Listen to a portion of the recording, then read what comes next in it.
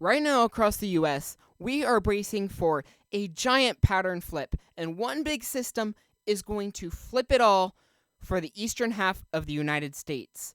And I'm going to break that down and what is going to happen with this next large system and what's happening currently and the upcoming pattern. So let's get right into it. This is our jetstream pattern at 500 millibar height. We pretty much got a ridge in place. If we look at our 300 millibar, we are definitely got a ridge right now. And it is going to intensify over the next 1 or 2 days. But after this, there is going to be a big pattern flip. And as we can see here, we have a large system coming from the northwest, and we have our subtropical helping fuel this from the south.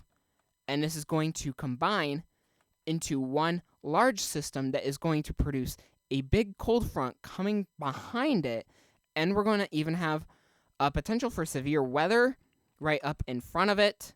I'll get into that closer to the end of the video. Now, this is going to continue to move off to the east as we head into Tuesday. So the main event is going to happen on Monday. Moving into Tuesday, our cold air is going to plunge in to the Midwest and Northeast. The areas that have been the coolest all year round. You're going to get yet another blast of cold air down in there. This is going maybe have a tiny little break, especially over here in the plains.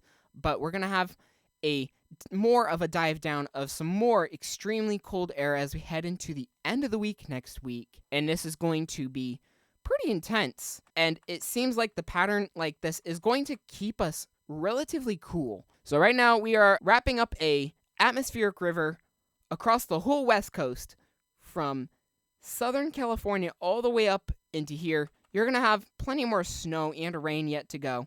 We have a slight risk of rain down in here yet, and a marginal up and down the coast. And our snowfall right here is going to stay intense through the evening and early morning, but this is going to move off out to sea as we head into the middle of the day tomorrow, and the Northeast is no longer going to have to deal with snow.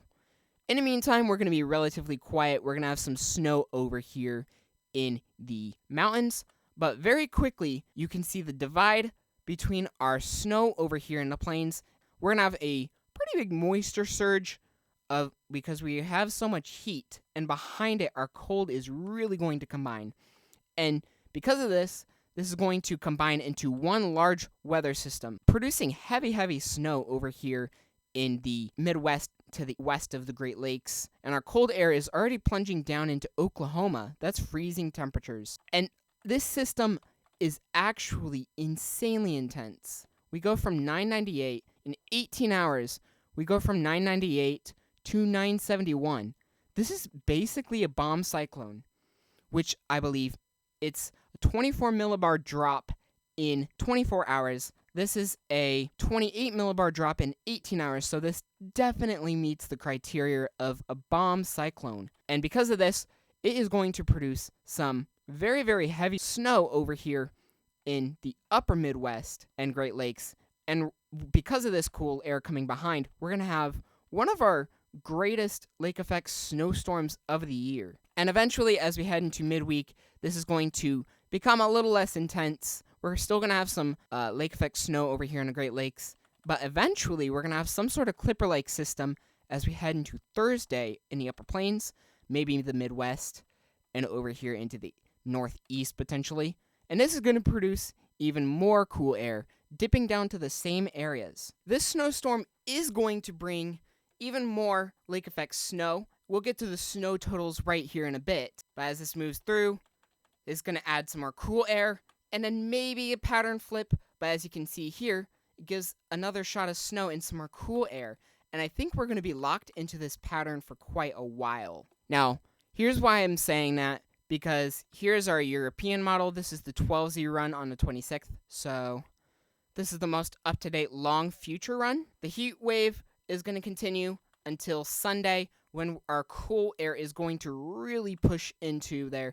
And on this model, you can definitely see some severe weather, heavy rain over here in the Midwest, anywhere from Arkansas over into Michigan potentially. And Behind this, we're going to have some snow in some of the same areas. And this snow, again, going to be very intense. And as this system moves away, we again see that gizonal. And here's that clipper moving through. And this, again, not showing as much cool air for this one, but look beyond it. It continues to keep this pattern locked in, especially over here in the northeast and upper Midwest. And it continues to bring even more cool air. And here's a low-level system, kind of the same setup as the GFS, but a little further to the south, bringing snow hit here, and it brings tons and tons of cool air with it. The cool air is lifting all the way down into Nevada, stretching all the way into the Carolinas, basically all the way halfway into the Sunshine Belt is going to feel extreme cool air. Now, here is our total snowfall by the GFS, and this is generally out to January 3rd, showing, again, very heavy snow up here, upper Midwest, over here into Canada, and tons of areas along the Great Lakes to get some very extreme lake effect snow. Now, here are our air temperatures over the next little bit. We are way, way above average right now. Like I said, we're in a heat wave currently, but as we head into Sunday, our cool air is going to plunge, and it is really going to push all this warm air out of the way, which is why we do have potential for some light severe weather over here in the Midwest. And here goes the cool air, pretty much widespread across the whole south side. And we're going to be near average over here in the west, generally slightly above average. And here comes a little relief. But again, this next one comes in, and it looks kind of extreme over here in the upper plains. And this is going to, again, plunge into most of the east, according to the GFS. And then maybe even more and more. Now, here's our European model, cool air. And here's our second one, not nearly as far to the south, which is the big difference between the European and the GFS on this second Arctic blast. But generally, anywhere Midwest, Northeast are going to be below average as we head into New Year's and New Year's Eve and the day after New Year's. But as we go further out, look at this. It brings even more cool air. Very far to the south, but generally not that intense. Now here's some potential storm fuel as we head into Monday. We have a little bit of cape over here in this area. Pretty much dies out after it comes into Indiana, but I think there will still be a little bit of that cape. So there definitely is some potential for some damaging winds, maybe some hail. We have a pretty large marginal risk for our day 3 outlook. This is going to be for Monday, and this is stretching anywhere from Arkansas to Ohio. Thunderstorms could be anywhere up to New York, Michigan, and down to the Gulf Coast. And our marginal risk, probably going to be driven by wind. And this is the CPC temperature outlook for our 6 to 10 day range, 6 days from now to 10 days from now. Just like the models show, we are seeing generally below average temperatures over here in Midwest, especially over here in the Northeast. And this is going to be our pattern for a bit, generally above average still over here in the Southeast, which is generally typical for a La Nina year.